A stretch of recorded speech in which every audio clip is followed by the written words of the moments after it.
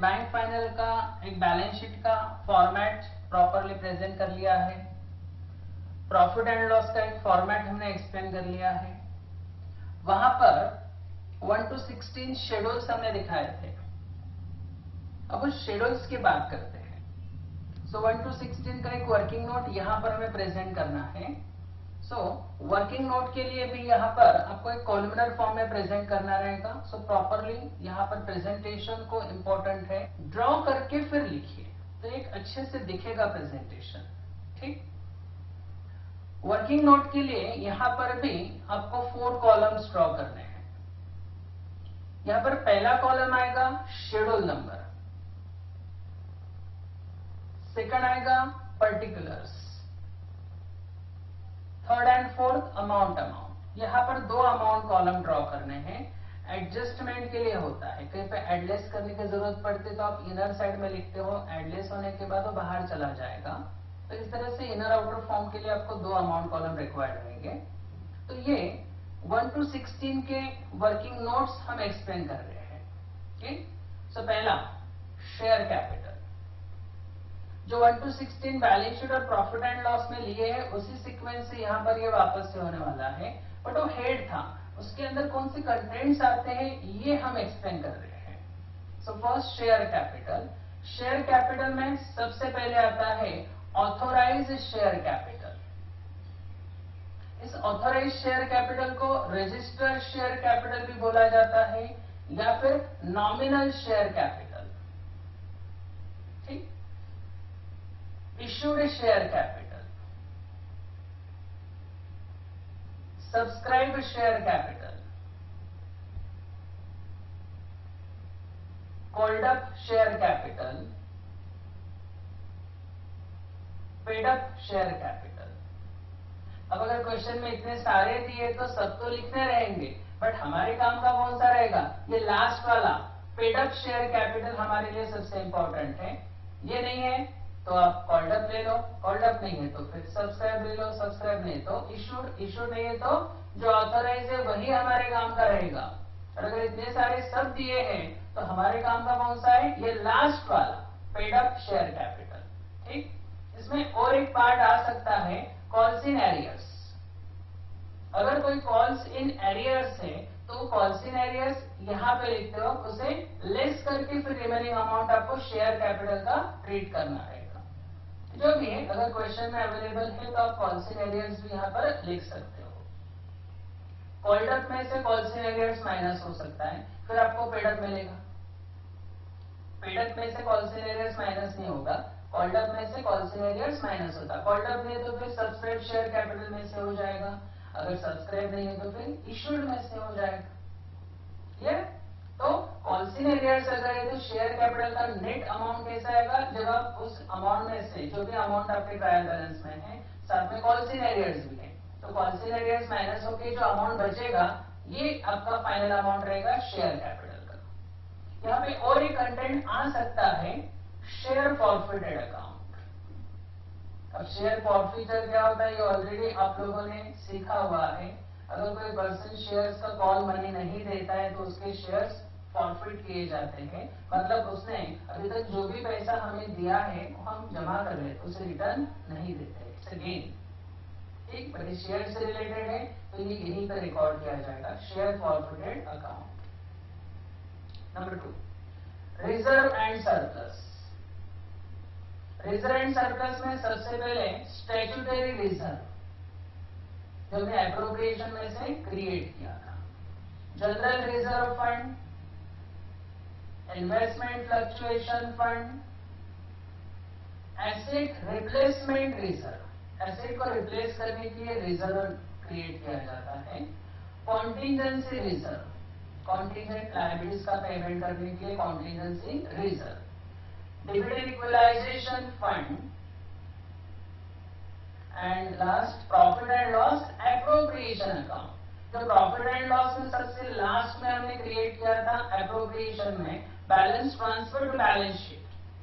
तो ये बैलेंस यहाँ पे ट्रांसफर किया जाता है, मतलब प्रॉफिट का डिस्ट्रीब्यूशन होने के बाद जो प्रॉफिट बचेगा ये यहाँ पर आएगा एज सरप्लस करके। ऊपर के तो सारे रिजर्व थे, दिस इज सरप्लस, ये सरप्लस है आपका। Profit and loss appropriation account. Third number deposits. Deposits में सबसे पहले आता है करंट डिपॉजिट। अब डिपॉजिट मतलब क्या, सुनिए पहले। डिपॉजिट मतलब अब हम बैंक चला रहे हैं, सो बैंकिंग बिजनेस है हमारा, तो हमारे बैंक में कस्टमर्स डिपॉजिट रखेगा ना, तो कस्टमर के लिए अलग अलग अकाउंट्स बैंक वहां पे प्रोवाइड करती है। Saving account, current account, fixed deposit account, recurring deposit account, pygmy account, ये इन सारे अकाउंट्स में जो डिपॉजिट होगा, ये आज न कल उस कस्टमर को वापस देना है ना हमें, तो ये बैंक का क्या है, लायबिलिटी है। ओके, इसके लिए हमने उसे लायबिलिटी साइड में शो किया था। तो इसमें सबसे पहले आएगा करंट अकाउंट। करंट अकाउंट को और एक नाम होता है डिमांड डिपॉजिट। करंट अकाउंट में एनी टाइम बिजनेसमैन पैसे डिपॉजिट कर सकता है, विड्रॉ कर सकता है, तो उसका डिमांड होगा तब उसे पैसे हम दे सकते हैं, सो डिमांड डिपॉजिट। सेकंड आता है इसमें saving account. Third fixed deposit account. इस फिक्स्ड डिपॉजिट को और एक नाम होता है टर्म डिपॉजिट। फिक्स्ड किया जाता है ना, 1 साल के लिए, 2 साल के लिए, 5 साल के लिए, 8 साल के लिए, तो टर्म डिसाइड किया गया है, सो इसके लिए इसे टर्म डिपॉजिट भी बोला जाता है। Recurring deposit account, monthly payment करते हैं, बैंक में डिपॉजिट करते हैं, मंथली डिपॉजिट जो होता है उसे रिकरिंग डिपॉजिट बोला जाता है। फिक्स डिपॉजिट में आप 1 स्ट्रोक 1 लाख 2 लाख जो भी आपका फंड है, 10,000 20,000 भी हो सकता है, 1 स्ट्रोक आप फर्स्ट डे रख देते हो, 1 साल के लिए, 2 साल के लिए। बट रिकरिंग डिपॉजिट में हर महीने एक अमाउंट फिक्स की जाती है, उतना डिपॉजिट होता है, सो 1,000 पर मंथ, इस तरह से होते रहेगा, सो रिकरिंग डिपॉजिट। और एक लिख देते हैं इसमें पिग्मी। डेली कलेक्शन होता है ना, बैंक में डिपॉजिट करने के लिए आप डेली बैंक की तरफ जा नहीं सकते, तो बैंक का रिप्रेजेंटेटिव एजेंट वहां पे आता है और आपसे कलेक्शन करके लेके जाता है, 50 रुपीज 100 रुपीज डेली डिपॉजिट होता है वहां पर, सो पिग्मी अकाउंट उसे बोला जाता है। क्लियर? तो ये हो गया डिपॉजिट। Fourth borrowings. बोरोविंग्स में यहाँ पे लोन्स टेकन की बात हो रही है, मतलब हमने बैंकिंग बिजनेस में हमने कहीं दूसरी बैंक से लोन लिया है, एक बैंक दूसरे बैंक की तरफ से भी लोन ले सकती है, सो लोन फ्रॉम आरबीआई, आरबीआई की तरफ से हमने लोन लिया है। लोन फ्रॉम अदर बैंक की तरफ से लोन लिया है, तो ये लोन एक तो लॉन्ग टर्म हो सकता है या फिर शॉर्ट टर्म भी हो सकता है। ठीक, next fifth number other liabilities and provisions. इसमें sundry creditors, bills payable, outstanding expenses, pre received income. Pre received जैसे प्रीपेड होता है उसे एसेट्स में लिखते हैं, तो ये प्री रिसीव्ड है तो उसे लायबिलिटी साइड में शो किया जाएगा। और प्रोविजंस, प्रोविजन की डिटेल्स यहां पर नहीं होते हैं, प्रोविजन का एक सिंगल अमाउंट यहां पर रिकॉर्ड किया जाएगा, डिटेल आगे आएंगे। सो फिलहाल यहाँ पे जस्ट ओनली प्रोविजंस। ओके, तो ये 1 2 3 4 5 ये हमने बैलेंस शीट की लायबिलिटी साइड के लिए एक्सप्लेन किए थे, तो ये लायबिलिटी साइड फिनिश होगी।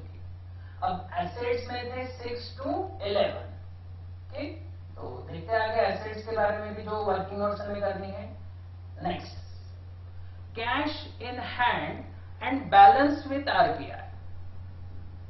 Cash in hand and balance with RBI, तो इसमें वही दोनों कंटेंट्स आते हैं, जो हेड है वही दोनों कंटेंट्स यहाँ पे नीचे आ जाएंगे। So cash in hand, balance with RBI, मतलब आरबीआई में हमने जो डिपॉजिट रखा है ये बैलेंस यहां पर आएगा। ठीक, इसमें जो हेड है वही दोनों कंटेंट्स यहां पर आएंगे, इसमें दोनों ही रहेंगे बस। Next number 7 balance with other bank and money at call short notice. इसमें भी दोनों कंटेंट नीचे आने वाले हैं। So balance with other bank, money at call short notice, जो कॉल मनी बैंक मंगवाती है ना शेयर होल्डर्स की तरफ से, ये यहां पर रिकॉर्ड होता है। So money at call and short notice. जो हेड में था वही दोनों कंटेंट्स नीचे वापस से रिकॉर्ड हो गए। इसके अलावा यहाँ पे कुछ नहीं मिलने वाला है, जस्ट टू कंटेंट्स। ठीक। Number 8, investment. इन्वेस्टमेंट इन शेयर्स या फिर इन्वेस्टमेंट इन डिबेंचर्स भी हो सकता है। फिक्स डिपॉजिट, हम मतलब हमारी बैंक कोई दूसरे बैंक की तरफ फिक्स डिपॉजिट रख सकती है, जैसे कस्टमर बैंक्स में रखते हैं तो एक बैंक दूसरे बैंक में भी रखती है, सो फिक्स डिपॉजिट। गोल्ड में किया हुआ इन्वेस्टमेंट, सिल्वर में किया हुआ इन्वेस्टमेंट, गवर्नमेंट बॉन्ड्स, ये सारे हमारे बैंक ने कहीं पे इन्वेस्ट किए हैं, तो इस इन्वेस्टमेंट हेड के नीचे ये सब आपको रिकॉर्ड करना रहेगा। तो हमने किया हुआ इन्वेस्टमेंट मतलब हमारे बैंकिंग बिजनेस ने कहीं और बाहर एक्सटर्नल किया हुआ इन्वेस्टमेंट। क्लियर। नंबर 9, एडवांसेस में दो ही कंटेंट्स आते हैं, बिल परचेस एंड डिस्काउंटेड। अब ये नया है, ये केयरफुली देखिए। बिल परचेस एंड डिस्काउंटेड हमने कहीं पे 12th में, पुराने जमाने में नहीं या पुराने जन्म में नहीं, पिछले जन्म में नहीं, इसी जन्म में सीखा हुआ है। तो यहां पर 12th में एक बिल ऑफ एक्सचेंज टॉपिक हमने सीखा हुआ है।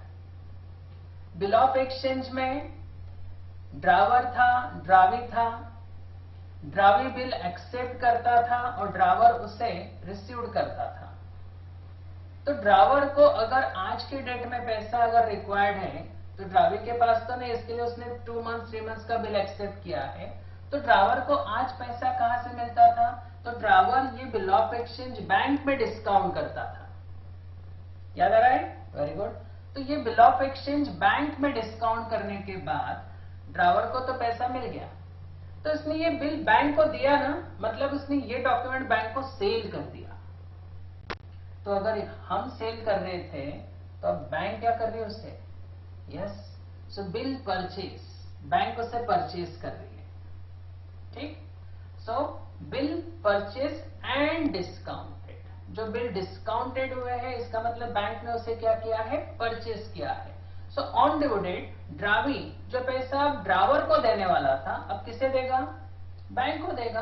तो बैंक को पैसा मिलने वाला है ना, रिसीवेबल। रिसीवेबल है, इसके लिए तो एसेट्स में लिखा जा रहा है ना। Clear. So bill purchase and discounted. और एक कंटेंट इसमें आएगा, loan, cash credit, overdraft. Loan, cash credit, overdraft. आपको लोन पता है, लोन अगर आपने बैंक से लिया, आपका 5 लाख का लोन सैंक्शन हो गया, रेट ऑफ इंटरेस्ट है 10%, तो आपके अकाउंट में 5 लाख बैंक ट्रांसफर कर देगी। आपने भले उस 5 लाख में से कुछ अभी तक यूज नहीं किया है, फिर भी आपका इंटरेस्ट साइकिल क्या हो गया? 10% के हिसाब से फर्स्ट डे स्टार्ट हो गया। यस, जिस दिन आपके अकाउंट में 5 लाख रुपीज बैंक डिपॉजिट कर देती है लोन का, उसी दिन से आपका interest cycle start. Bank overdraft एक फैसिलिटी है, बैंक से आपको मिलता है। कैश क्रेडिट, कैश क्रेडिट में अगर ये भी लोन जैसा ही है, तो मैंने अगर 5 लाख का लोन लिया है इन कैश क्रेडिट फैसिलिटी, तो 5 लाख मेरे अकाउंट में ट्रांसफर हो गया, इसका भी रेट ऑफ इंटरेस्ट 10% है सपोज, तो मैंने उसमें से 1 लाख निकाला है सिर्फ यूज करने के लिए। तो मैंने जितना बैंक में से विड्रॉ किया है उसी 1 लाख के ऊपर इंटरेस्ट चार्ज होता है। मतलब डिपॉजिट 5 लाख हुआ था बैंक की तरफ से, बट मैंने यूज कितना किया उसमें से? 1 लाख। तो अभी तक 4 लाख मैंने यूज नहीं किए हैं, इसका मतलब मैंने यूज नहीं किया तो बैंक उसके ऊपर इंटरेस्ट चार्ज नहीं करेगी। तो कैश क्रेडिट में आप लोन जो आपके अकाउंट में ट्रांसफर हुआ है उसमें से कितना विड्रॉ करते हो उसके ऊपर आपका इंटरेस्ट चार्ज होता है। लोन में क्या था? आप भले यूज ना करो बट आपके अकाउंट में आ गया ना 5 लाख, तो 5 लाख के ऊपर इंटरेस्ट स्टार्ट हो जाएगा। बट कैश क्रेडिट में जितना आप विड्रॉ करेंगे 5 लाख में से, जितना आपका लोन था उसमें से, तो उस विड्रॉल अमाउंट के ऊपर इंटरेस्ट चार्ज होता है। ठीक। सो कैश क्रेडिट, लोन्स और ओवरड्राफ्ट, ऐसे तीनों मोस्टली साथ में रहेंगे, कभी कभी अलग भी हो सकते हैं। लोन्स मतलब ऐसे लोन्स जो हमने कस्टमर्स को दिए हैं, तो कस्टमर की तरफ से पैसा आना है ना, रिसीवेबल है। लोन्स गिवन, यहाँ पे कौन से लोन्स की बात हो रही है? Loans given. Loans taken borrowings में चला गया, 4th नंबर में यहाँ पे लोन्स गिवन की बात हो रही है, ठीक। Number 10, fixed assets, building, machinery, furniture, computer, ये सारी बैंक की क्या होती है, फिक्स्ड एसेट की। आपको अच्छे से पता है, 11th से हमने फाइनल अकाउंट किया है और प्रॉपरली हमें पता हो गया था कि फिक्स्ड एसेट करंट एसेट्स क्या होती है, तो इसमें जस्ट फिक्स्ड एसेट को शो करते हैं। टेंजिबल इंटेंजिबल दोनों यहाँ पर आ जाएंगे। नंबर 11, अदर एसेट, जो 6 to 10 में नहीं आता है, क्योंकि 6 से हमारा एसेट स्टार्ट हो गया था। 6, 7, 8, 9, 10, 11 ऐसे एसेट्स के टोटल शेड्यूल्स है, बट 6 to 10 में जो नहीं आता है वो 11 में आ जाता है। सो अदर एसेट्स में salary debtors, outstanding income, outstanding income मतलब रिसीवेबल इनकम होता है, prepaid expenses, stock of stationery या फिर stock of stamps. Then non banking asset, ये नया कंटेंट आ गया। नॉन बैंकिंग एसेट मतलब ऐसा एसेट जो बैंक ने किसी पर्सन ने लोन लिया है, बट अगर लोन रिपेड नहीं किया तो उसका एसेट फॉरफिट कर लेते हैं। जैसे किसी ने व्हीकल के लिए लोन लिया है और कुछ महीने इंस्टॉलमेंट पे करने के बाद उसने आगे के इंस्टॉलमेंट बैंक को पे नहीं किए, तो बैंक उसका व्हीकल क्या कर लेगी, जमा कर लेगी। तो ये ऐसी एसेट जो बैंक ने फॉरफिट की है, बैंक ने परचेस नहीं की है। अगर बैंक ने परचेस किया होता तो फिक्स्ड एसेट में जाता था ना व्हीकल, बट ऐसा एसेट जो बैंक ने फॉरफिट किया है लोन के अगेंस्ट, जिसने लोन का पेमेंट नहीं किया उसके एसेट हमने जब्त कर ली है, फॉरफिट कर ली है। सो नॉन बैंकिंग एसेट, ऐसे एसेट्स बैंक फ्यूचर में क्या करती है, सेल कर देती है और उनका अमाउंट या इंटरेस्ट का अमाउंट जो भी पेंडिंग है वो रिकवर कर देती है। उसमें एक बैंक को प्रॉफिट भी हो सकता है या फिर लॉस भी हो सकता है, डिपेंड्स ट्रांजैक्शन किस तरह से होने वाला है। ओके, ये हो गया आपका बैलेंस शीट का एसेट साइड। पहले 1 to 5 लायबिलिटीज के बारे में था, 6 to 11 यहाँ पर एसेट्स के बारे में। अब आगे 12 नंबर जो बैलेंस शीट में भी नहीं है ना ही प्रॉफिट एंड लॉस में, बट शो कहां पे हो रहा है, बैलेंस शीट में, बट टोटल में नहीं। Yes, contingent liability 12 number. Contingent liability के एडजस्टमेंट में भी हो सकता है या फिर कभी ट्रायल बैलेंस में भी होगा। एडजस्टमेंट में हो या ट्रायल बैलेंस में हो, जनरली हम क्या करते हैं, ट्रायल बैलेंस का अगर है तो सिंगल इफेक्ट और एडजस्टमेंट में है तो डबल इफेक्ट, बट यहाँ पे एडजस्टमेंट में होगा तो भी इसका कितना इफेक्ट होगा, सिंगल, क्योंकि ये एडजस्टमेंट नहीं है, this is information. Okay, adjustment नहीं है। ऐसी लायबिलिटी जिसके दोनों बैलेंसेस होते हैं, डेबिट भी होता है और क्रेडिट भी होता है, इसके लिए उसका बैलेंस नील हो जाएगा ना, जितना अमाउंट डेबिट में रहेगा उतना ही अमाउंट इसका क्रेडिट में भी होने वाला है। सो अगर बोथ साइड इक्वल है सो बैलेंस शीट में क्यों जाए, बैलेंस शीट में कौन से कंटेंट जाते हैं, जिसके बैलेंसेस रिमेनिंग होते हैं, इसके लिए तो बैलेंस शीट उसे बोला जाता है ना। बट कॉन्टिंजेंट लायबिलिटी में जो कंटेंट आते हैं उसका डेबिट और क्रेडिट दोनों में सेम बैलेंस होता है। सेम है मतलब नो इफेक्ट, बट इफेक्ट कहां पर आएगा, बैलेंस शीट के नीचे फुट नोट में उसे शो किया जाता है। ठीक, बिल फॉर कलेक्शन, हम जो बैंक में बिल डिस्काउंट करते हैं या फिर सिंपल चेक डिपॉजिट करते हैं, आप लोग बैंकों से कलेक्ट करती है और आपके अकाउंट में पैसा जमा करती है, मतलब बैंक के पास पैसा आएगा भी और बैंक के पास से पैसा जाएगा भी, क्योंकि आपने अगर 1 लाख का चेक बैंक में डिपॉजिट किया है, पैसा किसके पास कलेक्ट होगा, बैंक। तो बैंक बोलेगी कैश कम्स इन, बट ये कैश बैंक का थोड़ी है, आपका है ना, तो बैंक उसे आपके अकाउंट में ट्रांसफर कर देती है। सो कैश गोज आउट, तो बैंक के पास जितना डेबिट था उतना ही क्या हो गया है, क्रेडिट भी हो गया, इसके लिए इसका इफेक्ट नहीं होगा। अगर कलेक्शन होगा तो बैंक आपको देगी, आपने कोई चेक अगर बैंक में डिपॉजिट किया बट सामने वाले के खाते में पैसे ही नहीं है तो आपको कलेक्शन नहीं मिलेगा। कलेक्शन होगा तो पैसा मिलेगा ना, अगर मगर की बात हो रही है, अगर बैंक ने कलेक्शन किया तो आपको मिलेगा, नहीं कलेक्ट हुआ तो आपको पैसा भी नहीं मिलता है। So bill for collection it is a contingent liability. Acceptance endorsement, ये बिल ऑफ एक्सचेंज के बारे में है वापस। Outstanding forward exchange contract, exchange currency का कॉन्ट्रैक्ट बैंक को मिलता है, उसमें अगर कुछ चेंजेस हो गए तो नहीं हुए तो नहीं, मतलब अगर बगर की बात हो रही है। Outstanding forward exchange contract, currency exchange contract जो बैंक को मिलता है। हर बैंक में करेंसी एक्सचेंज करके नहीं मिलती है, बैंक को ये कॉन्ट्रैक्ट मिलता है, पर्टिकुलर बैंक्स में ये करेंसी एक्सचेंज करके दी जाती है। बिल रीडिस्काउंटेड, हमने जो बिल बैंक में डिस्काउंट किया था, तो बैंक को अगर पैसा आज ही चाहिए तो बैंक इस बिल को वापस से किसी दूसरे बैंक में क्या कर सकती है, डिस्काउंट कर सकती है। बिल ऑफ एक्सचेंज की बात कर रहा हूं मैं। ठीक, मैंने एक बिल बैंक में डिस्काउंट किया 10,000 का, मेरे 10,000 तो आज मुझे मिल गए, बैंक को 3 महीने के बाद मिलने वाले हैं, ड्रावे देने वाला है, बट बैंक को भी आज ही चाहिए, तो बैंक की बिल वापस से किसी दूसरे बैंक में क्या करेगी, डिस्काउंट कर देगी। तो मैंने तो डिस्काउंट किया था ना, तो बैंक वापस से डिस्काउंट कर रही है, इसके लिए बिल रीडिस्काउंटेड उसे बोला गया है।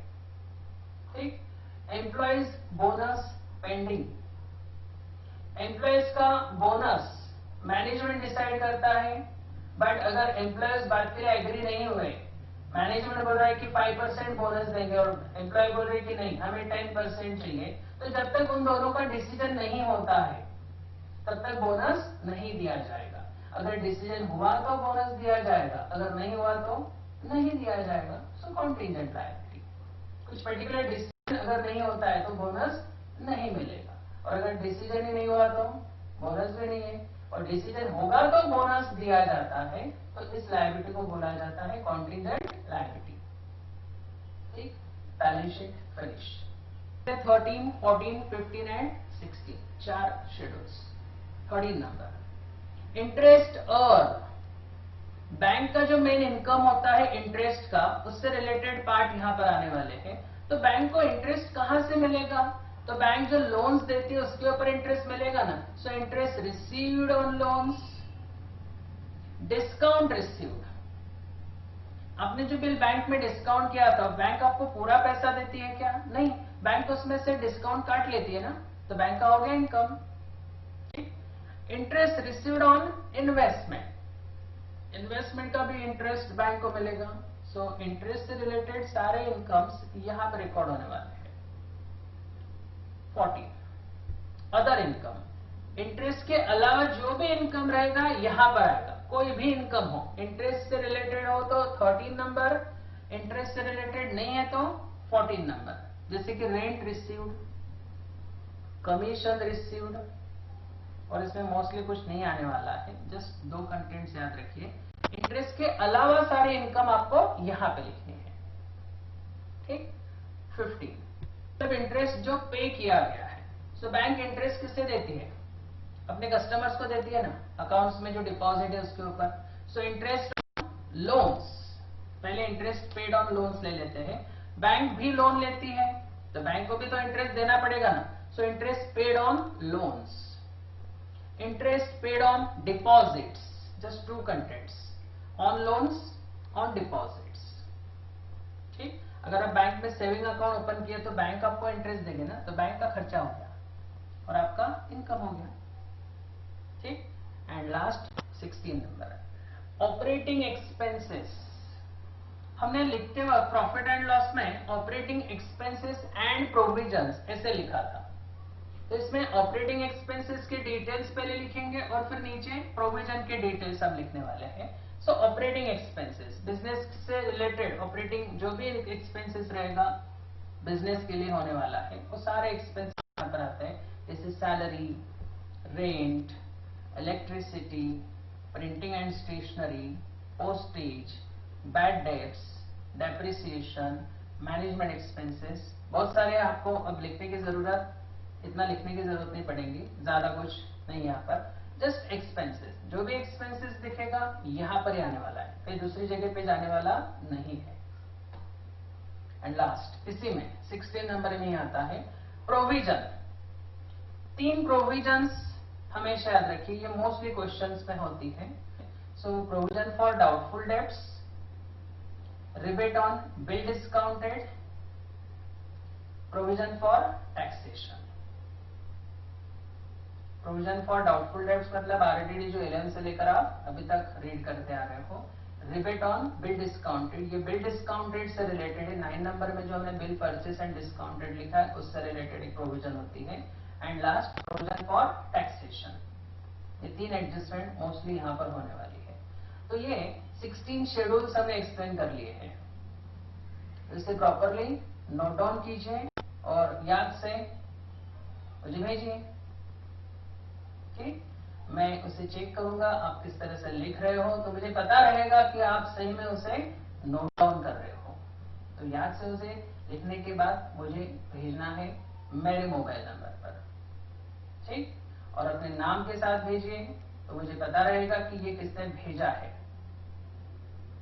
ठीक, तो नेक्स्ट लेक्चर में हम छोटे छोटे एग्जाम्पल लेने वाले हैं। पहले एक साथ पूरा एग्जाम्पल ले लेंगे, कुछ छोटे छोटे एग्जाम्पल्स हम पहले लेंगे पर्टिकुलर शेड्यूल से रिलेटेड, तो आपको प्रॉपरली अंडरस्टैंड हो जाएगा कि कौन सा कंटेंट कौन सी शेड्यूल में आपको रिकॉर्ड करना है और बैलेंस शीट में किस तरह से प्रेजेंट होता है। फिर थोड़े थोड़े बड़े करते जाएंगे, फिर एक दिन पूरा कंप्लीट एग्जाम्पल हो जाएगा। क्लियर? तो पहले बैलेंस शीट से रिलेटेड पार्ट देखेंगे, फिर प्रॉफिट एंड लॉस से रिलेटेड कुछ पार्ट्स देखेंगे और फिर दोनों पार्ट्स को हम मर्ज कर देंगे, तो पूरा आपका क्वेश्चन रेडी हो जाएगा। क्लियर? Okay, bye.